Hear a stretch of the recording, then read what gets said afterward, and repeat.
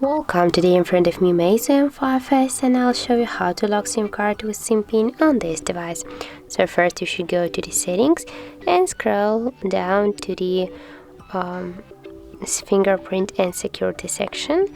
Now just scroll a little bit more down, and here we'll find the SIM card lock. Tap there, and just to lock your SIM card with SIM pin, tap here once on the switcher and enter your password. For example, that can be from 1 to 4.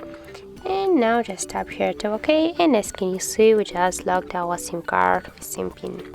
So that's how it looks. If you find this video helpful, remember to leave a like, comment and subscribe our channel.